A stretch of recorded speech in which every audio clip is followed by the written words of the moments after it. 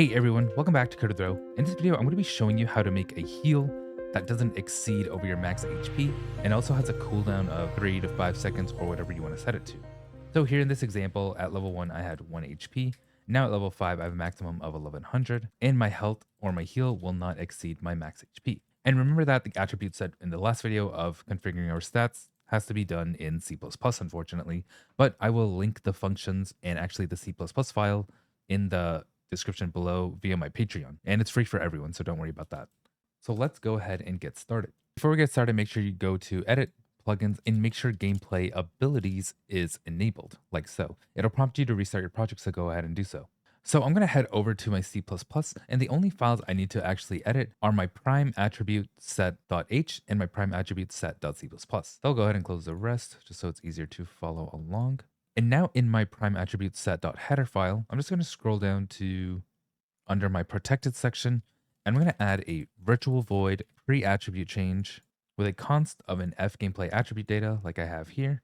And this attribute will be a float type of the new value, and I'm going to override this. And now specifically in this C++ file, I am going to just only configure it for my HP, but for the free gas little mini sample that I'm creating for everyone, I will be doing that for every single value, and I'll try to expose it to blueprints or just somewhere in the project you can configure it yourself. And now in my C++ file, let me zoom in a bit. I'm just going to scroll down and I'll place it under right before my get lifetime replicated. And I'll do a void, and I'll just copy paste this, the u prime attribute set. And then I will call this function. So I don't need the override, but I can call the pre-attribute change part and copy paste this here. And now in here, I am just going to call the parent class. And now I'll just clamp my current health to my max health. So the value we're passing is attribute and new value. So what I want to check for is if my attribute is equal to the get current health attribute, then I just want to ensure current health doesn't exceed max health. So I'll just set a const float of max health value, which is a new variable. It's going to be equal to max health dot get current value. And then I'll set my new value is going to be equal to fmath : clamp, which is basically our clamp blueprint. And I'll set new value. And then the minimum will be 0.0f. And the maximum will be that max health value that we set over here. And I have this error because I called this u prime attribute. Just want this once, and that'll fix the rest. And now I'll go ahead and click play to launch my project. So the first thing I need to do is just import some animations from mixamo.com. So I'm just going to search for magic, and I want to use this, let's see, which magic animation do I want? So I'll use this one where I just kind of throw a heal up. I probably don't have the effects to actually I'll go ahead and download this. I'll do 60 FPS and click download. And now I'll just drag these in. And now first I want to drag this Xbot in like so. And once my Xbot skeleton is in, I'll go ahead and just drag my animation in. So I'll have something like this, and make sure when you import it, you select that Xbot skeleton. And I'll just go ahead and drag my animation in. And when you import it, make sure you select that Xbot skeleton. And then I'll just right click, hit retarget animation, and select whichever character you're going to be retargeting for. So in my case, I'll be using the knight, retargeting this anim, heal myself, and click export animation. And then I'll just right click my animation, go to create, and create an anim montage. And I call this am_1. My character probably just looks different because this is the default for this pack. And you'll see that he's playing the animation. Ignore that two-handed sword. That's just for testing right now. And somewhere around here is when I want to cast my ability. So I'm just going to right click and add a notify. And we need to add a notify. So I'll go back to my third person map, head over to content. And all I need to do is just add a simple anim notify that's going to be able to get data through an event tag. So I'll right click, go to blueprint class. And under all classes, I'm going to look for an anim notify, and I'll just call this something like an_heal.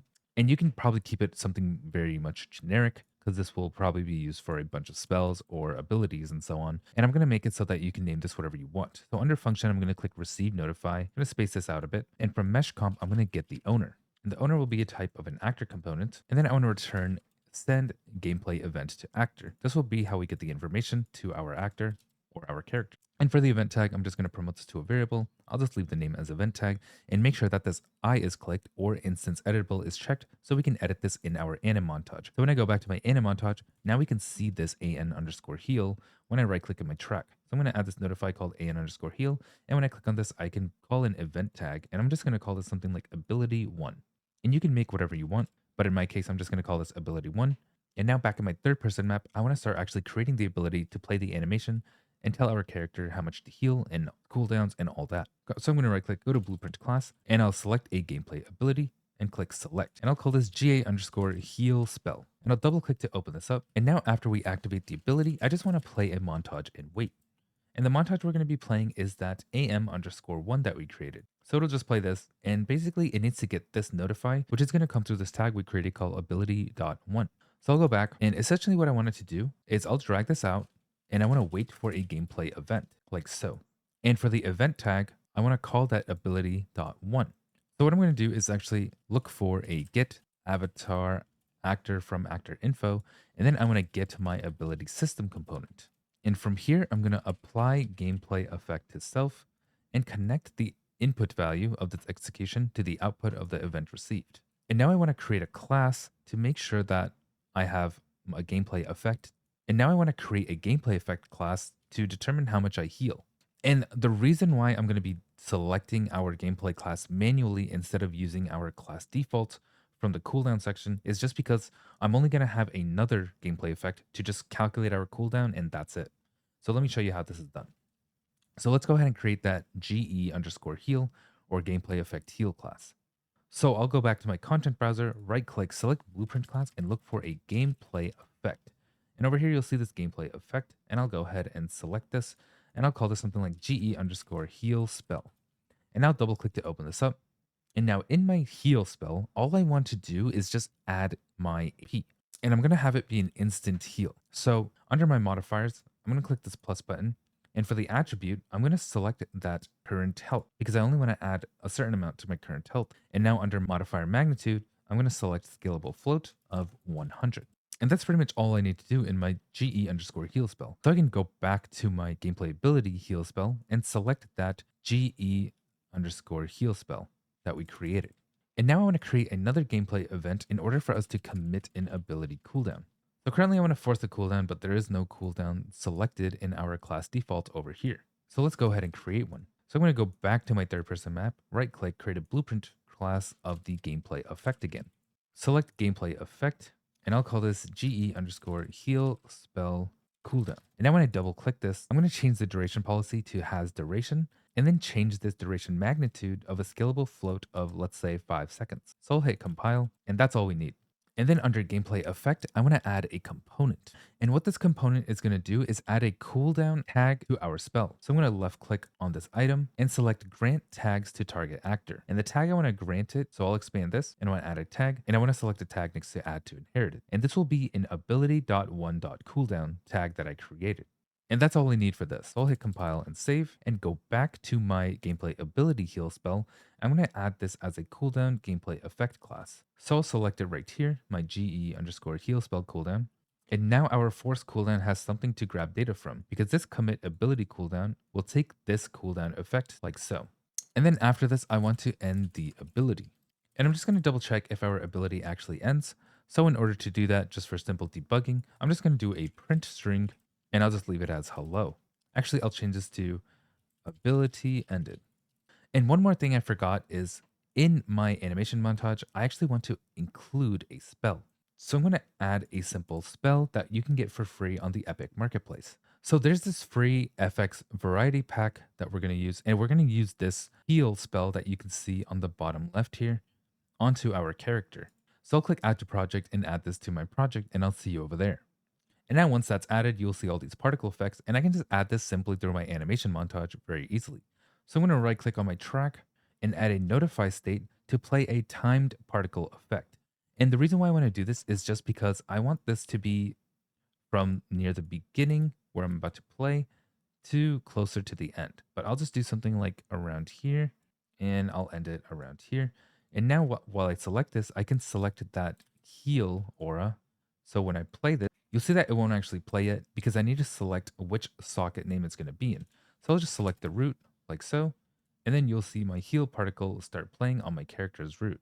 And you can look at the skeleton tree here to get a better accurate representation. And I know Cincy skeletons have a bit of a weird offsets for some of these, so I can just rotate it by 90 degrees. And this looks good to me. I just set the rotation offset to -90, just so my heal actually looks like it's surrounding my character. And I'll hit Control Save. Now that I'm back on my content, I want to create some inputs. So I'm going to head over to my third person folder, click Inputs, and I'll just leave this right next to here. So I'm just going to right click, and on the Input tab, I'm going to create an input action. And I'll call this IA underscore ability 1. And I'll probably do the same for ability 1 through 4, but you can just stick with just ability 1.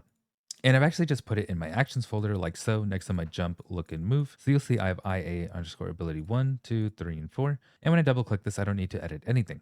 Now let's add this to our input mapping default, which is going to be in our input folder. So I'll double click to open this up. And now we can just click on this plus sign to add more mappings. And I've selected one for each of my abilities. So I added this IA underscore 1. And now for this keyboard, I've selected 2 because every time I click ability 1, it'll actually be on my 2 key. So when I hit 2 on the keyboard, it'll summon this ability, but now we need to tell our third person character to do this as well. So at the end of my begin play, I'm just gonna give ability from the system component. And for the ability class, I'm just gonna select that GA underscore heal spell. I'm gonna right click and look for IA ability 1. When started, I just want to cast that ability.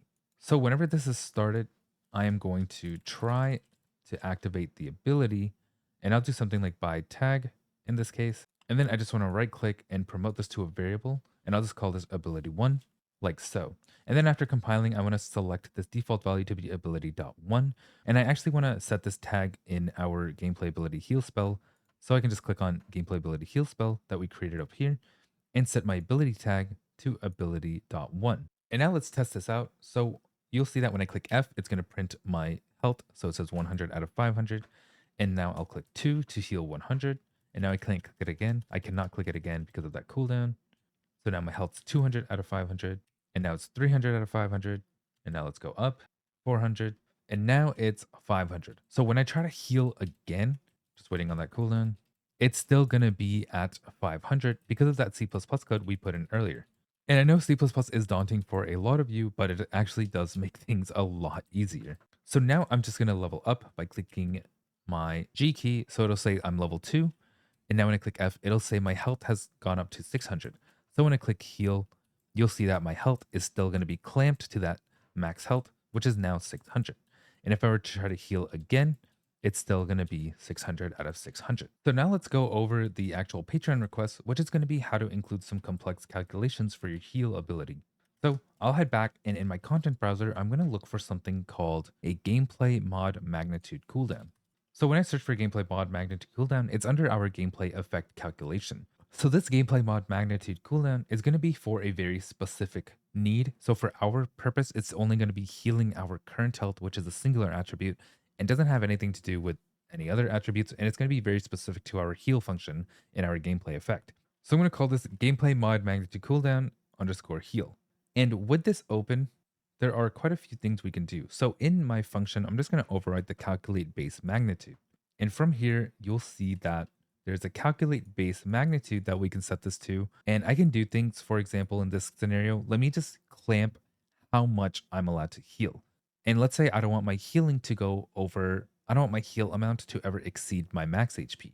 So I'll drag out calculate base magnitude, and I'm going to look for a get captured attribute magnitude.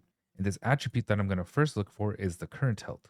And from the current health, I can just simply add a float, add an add float, and I'll set a value of something like 1000. And then I want to clamp this to a float. And for the max value, I actually want to set it to another get attribute, to another get captured attribute magnitude of our max health, like so. And the return value of the max health will now be the top value that we can have for our heal. So this just means that I cannot exceed. So for example, when I'm level 1, I have 500 HP. I can't heal more than 500 HP. I can't heal more than my own health. And this will also work in case you don't want your players to be healing more than their own HP onto other players. So it's someone who's under leveled, for example, or someone very under leveled won't be a great healer or a very overpowered healer. And this return value will just connect to this return node over here. And now you'll see I have all these errors for the effect pin, the source tag, target tags, and so on. And all I want to do is just, connect this spec pin, which is going to be what's actually going to be calculated the magnitude with. So in this case, it's going to be our max health. And then for this one, I can just promote this to an empty variable along with the source tags over here and the target tags. For this purpose, I'm not going to be connecting anything from the target and the source tags, just because we don't need that much complication for this. But if you go back to your gameplay effect, you can see that now that we've set scalable float, we can change this to a custom calculation by class. Now I can select this class gameplay mod magnitude calculation underscore heal. And I'll leave these as default, but those tags would go here. There's source tags here that reference these, and then there are target tags that can also match these ones at the bottom here. But in my case, I don't actually need any source tags or target tags, so I just connected them to empty ones. And now I can hit compile save, and you'll see that currently I have it set to plus 1000 HP. But of course, if my max health is just 500, even when I go ahead and heal, it's not going to let me because of that C++ that we added, like so.